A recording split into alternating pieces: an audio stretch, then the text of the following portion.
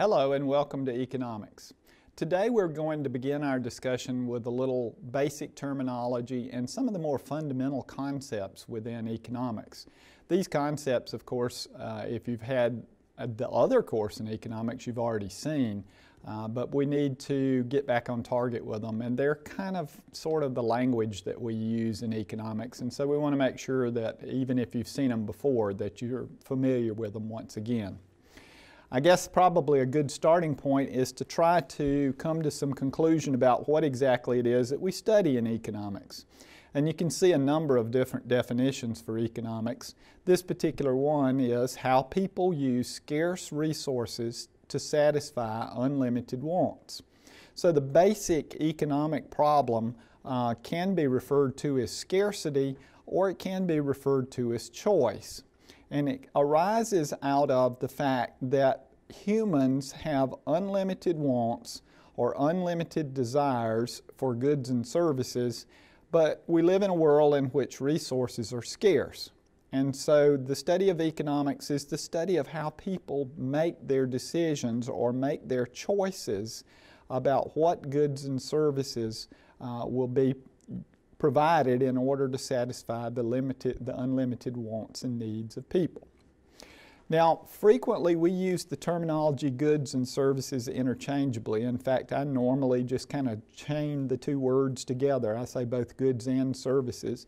From an economic standpoint, it doesn't really much matter whether it's a good or a service. But it is important for us to understand the difference in them. And the basic difference is that a good is something tangible. It's something that you can see, it's something you can feel, it's something you can touch, and so as a result, it seems more real to us. From an economic standpoint, however, it satisfies needs and wants in the same sense that a service would satisfy a need or a want. And services in our economy have become more and more important. Even though they are intangible, they've become a very important component of our society. In fact, today, the majority of what's produced in the U.S. economy is actually a service. So what sorts of things are services? Well, if a lawyer provides some advice, that's a legal service. If a barber cuts your hair, that's a service. If a gardener cuts your grass, then that's a service. So as you can see, a great many things that we enjoy the benefits of today, a great many of the things that we actually receive some satisfaction from are actually services. Today our society is primarily a service-based society. It's a service-based economy.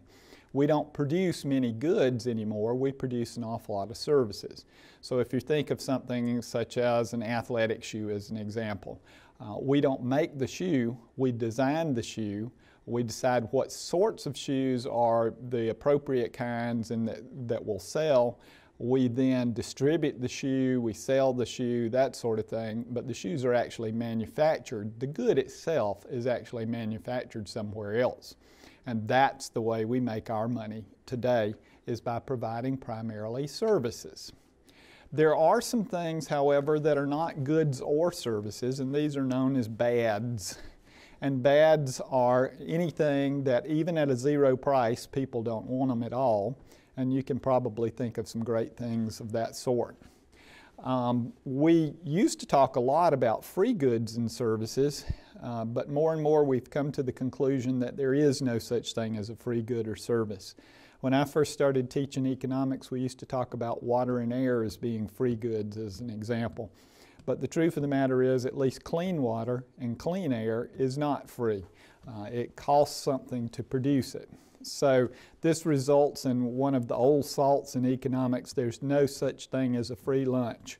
Somewhere, someone has to do without something, make a choice in order to produce whatever that good or service is. So everything involves a cost. In order to produce goods and services, we need inputs or resources. And the terminology that economists use for resources is factors of production. This is anything that's used to produce goods and services. And the real reason that we have an economic problem, or we have a problem of scarcity, is because factors of production or resources are scarce. And so as a result of that, the resulting products, the resulting goods and services are scarce as well. Now, economists divide resources into 4 major categories. The first of these traditionally we refer to as land. And land more ideally should be referred to as natural resources. So it's not just the physical land that we see, but it's all of the naturally occurring attributes that go with it. So if it has minerals underlying it, then that's a part of land as well. If it has timber growing on it, then that's part of the land as well. If it has animals living there, then that's a part of the land. Or if it happens to be in a particularly good location, then that's a part of the land as well. It's a part of the natural attributes. It's not produced by humans. It occurred without any additional necessity. Labor is the second category, and labor is the human effort of a particular individual. It can be physical effort or it could be mental effort. It's the actual work of a human body, and so as opposed to what we just said about land, it is in fact all human created. In the case of land, there's no human creation to it whatsoever. In the case of labor, it's entirely human created. And it's, of course, exactly what you hope you can avoid if at all possible. The next category is called capital. Capital, too, is primarily a human-created factor of production. It's anything that has been created in a previous production cycle for use in this production cycle. So it's a sort of a savings account in a way. It's something where we make it this production cycle, so we make it in this year, and then we intend to turn around and use it for production in a future year. Now that can take one of 2 forms. It can be physical in nature, which is what we tend to think of. So it could be such things as machines, tools, plants, equipment. It could be financial capital. When you talk to business people and they say, I'm short of capital, what they mean is financial resources. And of course the financial resources they hope to turn into physical capital. But a very important component of it is what's known as human capital. And human capital is the skills, the experience, the training, all of the know-how that's invested into a human. And so that more and more today is an important component of capital for us, and less is the physical component important. Notice that what we have to do in order to accumulate capital is we have to do without today. We have to do without something that we would consume today in order to store it up for the future, so that in the future we can have more production. So it's analogous to you putting money in a savings account. It's the way society puts money into a savings account. The next category is entrepreneurial ability. This is actually a very special category of human capital. It's the talent, the idea, the know-how, the ability to successfully operate a business. It's the ability to make it work. It's the willingness to take the risk. It's the ability to find new ideas, new innovations, and new inventions. These 4 categories make up all of the resources that we use to manufacture the goods and services that we produce. We then carry those to markets, which is simply a place where, and it doesn't have to be a physical place, it's a method of sharing information between buyers and sellers. And those can fall into one of 2 categories. They can be either product markets or resource markets. Now, a little later we'll come back and we'll talk a little bit about how markets operate and how prices and quantities are determined, and exactly what's necessary in order for a market to occur. but right now it's sufficient to say that at least in our society, markets determine prices and quantities, which leads us to a very important model of how the economy works. And it's a model in which we look at the flow of resources, the flow of products, the flow of incomes, and the flow of revenues among the decision makers. And it shows us the importance, the value of the interaction between the two primary operators in the market, which are households and firms. So this is just kind of a graphical depiction of what goes on in an economy. There are two primary participants in the economy, households and firms. Households are the decision-making unit for people. Firms, on the other hand, are the decision-making unit for the production of goods and services. So we see that there are two primary decision-making units. There are also two primary categories of markets. There are product markets and there are resource markets. And so we see from this model, if you look at the outside ring, the blue ring on the outside actually shows us the goods and services and the resources moving from one market to the other or from one decision-making unit to the other. The yellow ring on the inside shows the flow of funds to facilitate that. So on the outside we actually have goods and services, which is the things that we're interested in, or resources, which is the things that we're interested in. On the inside is the way that we settle the accounts on those, so to speak. Now, an important thing for us to see from this model is that both households and firms are simultaneously consumers and producers. Households, we tend to think of households as being simply consumers. In fact, we oftentimes refer to them as consumers. And by that we mean that they're consumers of goods and services. And so firms provide the goods and services, households purchase the goods and services, they expend their money buying the goods and services, and that flows back into the firms as revenue. So in that market, households are the consumers and firms are the producers. But notice in the pink market down at the bottom that households are in fact the producers, that households have all of the factors of production, all of the resources, and that they produce those and carry them to the resource market, and that those then are purchased by firms. So in resource markets, firms are the consumers and households are the producers.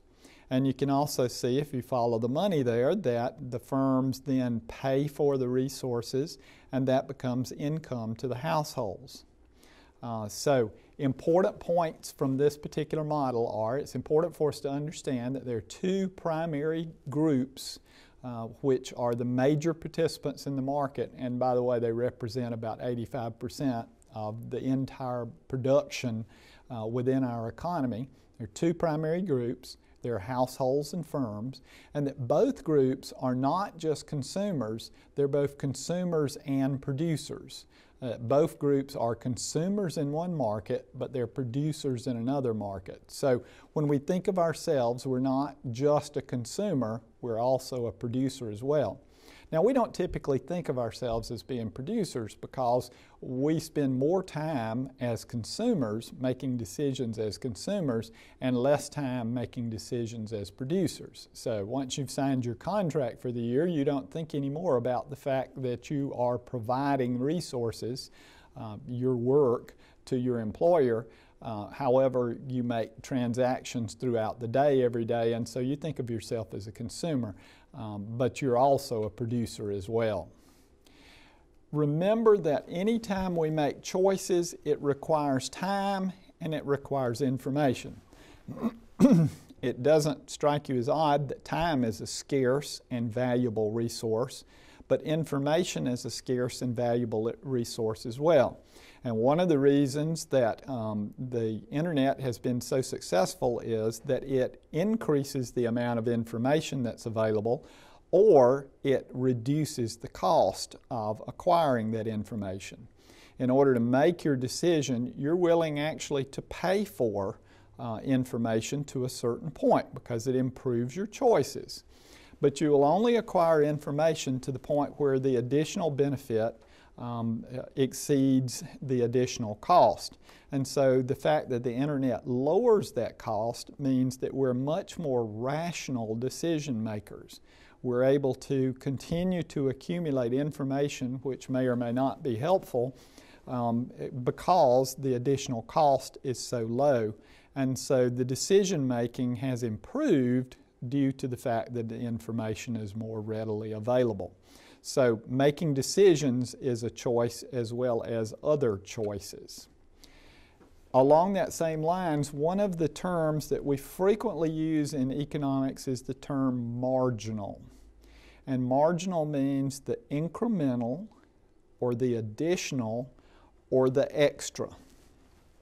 So if we think about what is this going to cost, we're thinking what will be the additional cost, what will be the extra cost.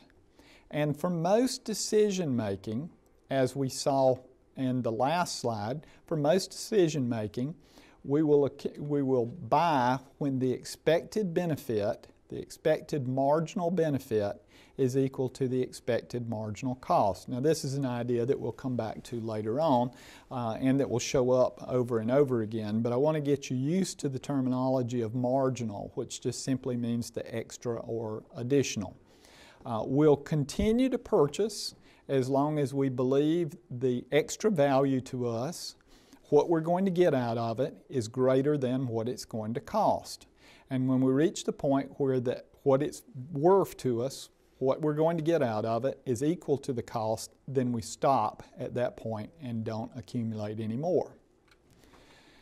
This leads us to the idea of macroeconomics versus microeconomics.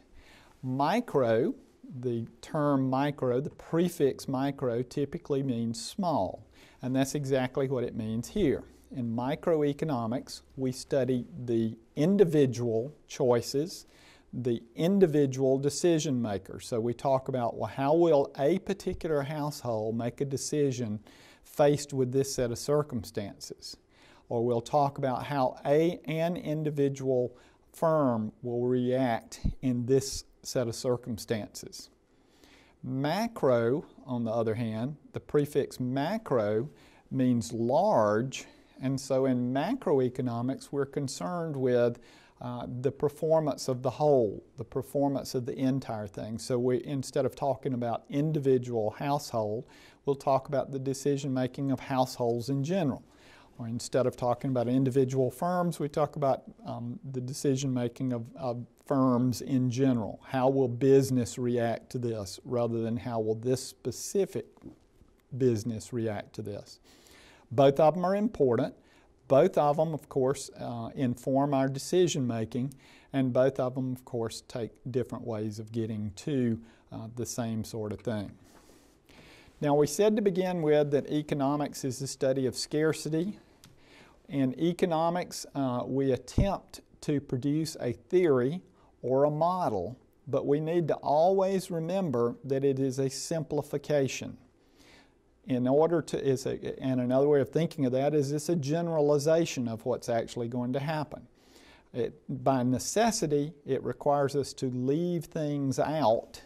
It requires us to overlook certain things. And the real acid test of an economic theory or an economic model is how good a job does it do about predicting the real world. Unfortunately, oftentimes it doesn't do as good a job as we'd like for it to do, and one of the reasons it doesn't is because economics is a social science. We're attempting to predict the behavior of people, and people don't react in the same way that things happen in the physical world. As an example, in chemistry, if you combine two ingredients together in the same amounts and under the same conditions, you always get the same solutions. Unfortunately, that doesn't always work that way in economics. It doesn't work that way in sociology and doesn't work that way in psychology. People faced with the exact same circumstances will react differently in different situations based upon how they feel on that particular day. So they may change their behavior. So we're always trying to predict or make a theory or make a model about the behavior of people, and yet we know that people's behavior is not stationary. It changes, it's dynamic. It changes from one time to another. And so as a result, we can make generalizations and hope for the best, but we don't always achieve what we had hoped to achieve. In so doing, we make a distinction between positive and normative economics. Positive economic statements are assertions about reality. So if we say the unemployment rate is rising, then that's an assertion about the reality.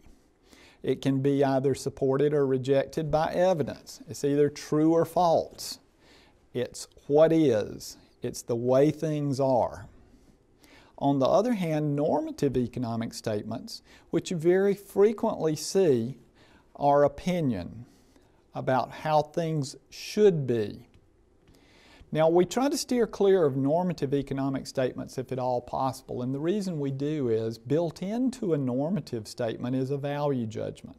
So if we make the statement, everyone should have a job, we actually have embedded in that an opinion or a value.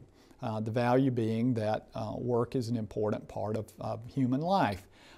That probably is a fairly widespread opinion, but it's not universal. There are some people who probably don't believe that that's the case. So to the extent that we can stay with positive economic statements, and here that doesn't mean happy and joyous, to the extent that we can stay with positive economic statements, we can build a model or we can build a theory which is actually testable. We can't build a theory and we can't build a model on the basis of opinion. And so as a result, we try to steer clear of normative statements as much as possible in order to build something that will in fact actually be testable.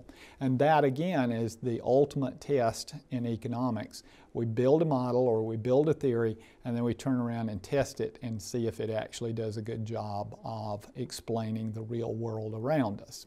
Now, there are some potential problems with building a model and some that we frequently see in economics. The first of these is the belief that association implies causation. And here we might have event A happens and event B also happens. They're associated in time, so event A must cause event B. My favorite example of this sort is that if you count the number of crab boats in the Bering Sea and compare it with the temperature in Atlanta, Georgia, you'll see that the two of them are related in some fashion. That is, the more crab boats that you see in the Bering Sea, the colder the temperatures appear to be in Atlanta. We have no model that would cause you to believe that those two are related. They are only associated because they have something in common. They both occur in the winter. And so as a result, there is an association there, but there's no reason for causation. That's why it's important for us to build our model first, to develop our theory first, and say there should be some reason why this causes this, and then to test it, rather than test it first and say, well, this must cause this because the two of them are associated. The second problem that we can run into is known as the fallacy of composition, which means what's true for the individual is also true for the group as a whole. A great example of this is that if you go to a concert and you stand up on your chair in order to see better, you'll be able to see better until everyone else stands up as well, and then you won't be able to see better. And so this is the fallacy of composition. What would be true for you as an individual, that is standing up on a chair causes you to be able to see better, will not necessarily be good, will not be true for everyone in general. And finally, a last potential problem is the mistake of ignoring the secondary effects, and this is often known as the unintended consequences. It is often the case that we set out to do something good to affect people's behavior in a particular way, and we fail to recognize that there are some secondary happenings as a result of that behavior. A great example of this is that if we attempt to save a firm and keep it from going under, that what we may succeed in doing is cause the firm to take greater risk in the future and to change its behavior not only in the present but also to change its behavior in the future. And there are many examples of where we've ended up causing things we didn't intend to cause by trying to do some good. Well, those are some sort of basic ideas, some basic terminology that we're going to need throughout the remainder of the course. We'll stop there for this time and come back next time and talk a little bit more about scarcity and how we might measure that scarcity and how it impacts our decision making both on a micro level, a microeconomics level, but also on a macroeconomics level as well. Thanks for being with us, and we'll see you next time.